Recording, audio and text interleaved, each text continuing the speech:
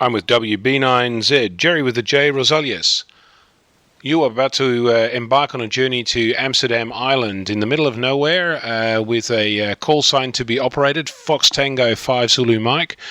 What are you looking forward to the most? I'm looking forward to the pileups the most. That's what I enjoy about DXpeditioning. I don't enjoy traveling 9 days to get there on by boat, but and there's going to be a lot of hard work involved putting up the antennas and setting up the stations. But once that is all done, the fun part begins with working the pileups and working the world on all bands and all modes. So tell me, what is it about a pileup that gives you a thrill? I mean, I've worked pileups in contests, and there's little surprising interjections every now and then that give you a little giggle. But what is it for you? Well, it's not so much a contest. You got 3 or 4, maybe half a dozen stations calling. This you have half the world sometimes calling. You can be listening up 5, 10, 20 kilohertz wide, and you got stations from everywhere calling. It's quite exciting. Now, how long have you been doing DXpeditions? I did my first DXpedition in 1999, and interesting enough, it was to VK9X and VK9Y, Cocos Keeling and Christmas Island. And back in those days, Cocos was actually VK9Y. Nowadays it's VK9C, but 1999 was my first DXpedition. What was your most vivid memory from that time?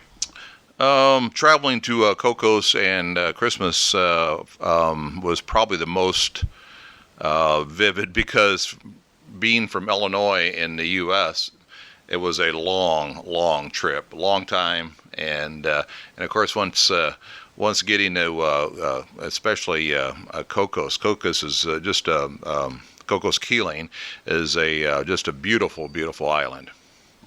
Now, you're going to be setting up antennas, and you hinted at the hard work that's going to go into that. Can you give us a overview of what kind of antennas you're going to be erecting? Okay, on 20 meters through 10, including 12 and 17, each of those bands will have 3-element Yagis. So we have 2 camps. That's a total of 10 Yagis. Then we have 30 meters. We're going to have a couple verticals on those 2 bands. 40, a couple verticals. 80, a couple verticals. 160, we'll just have 1 vertical, and that will be at the CW camp. So you add all of that up, including receiving antennas. We're going to have a small receive 4-square for 160 meters.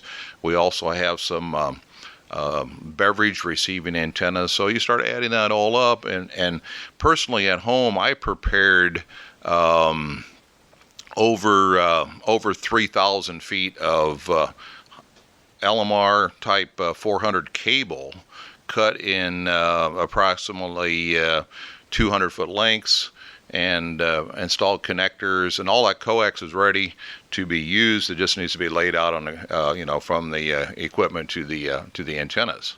So you add all that up, that's a lot of work for 14 men to do in a matter of 3 or 4 days.